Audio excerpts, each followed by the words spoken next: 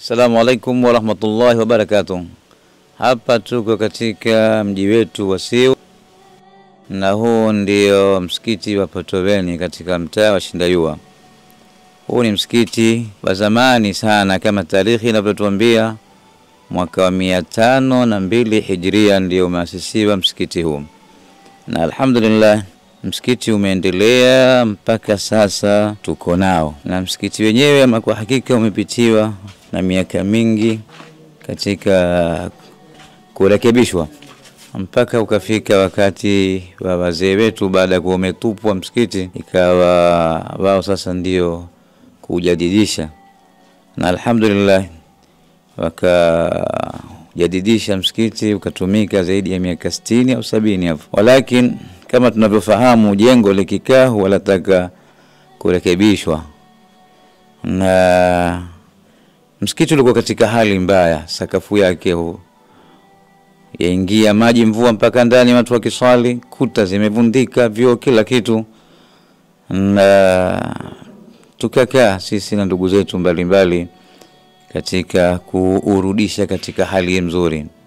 Tulichanga, na alhamdulillah tuwashukuru wote ambao kwamba waliotusaidia katika kuchanga, na imeanza kazi ya kuurekebisha na kuweka katika hali nzuri.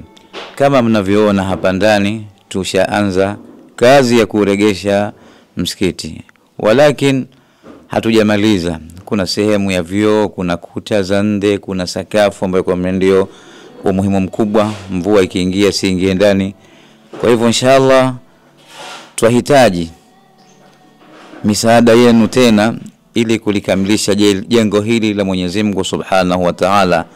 Na hali ya kwa Mtume sallallahu alaihi wasallam tuambia, man bana lillahi masjidan bana Allahu lahu baitan fil janna, mwenye kujenga kwa ajili ya Mwenyezi Mungu msikiti. Na hapa wanazuoni wanavyotueleza hata kwenye hadithi nyingine, hata ikiwa ni mfano batundu tufali moja,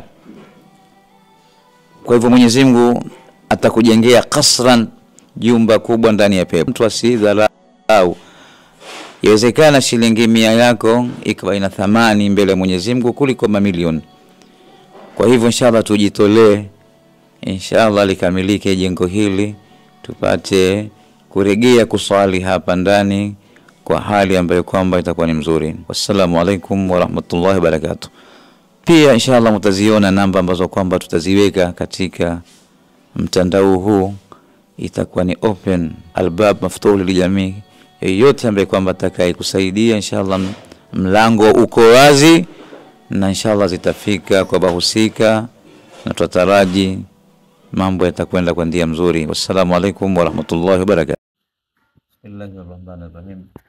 Kama tulivyoeleza, msikiti huu umeasisiwa mwaka 502 Hijria, na ushuhuda tuliopata ni kwenye jiwe hili ambalo kwamba liko mbele yenu, kumeandikwa hiyo tarehe. Huu ndio ushuhuda kamili. Kwa hivyo msikiti wa zamani sana katika maeneo yetu haya ya Pwani.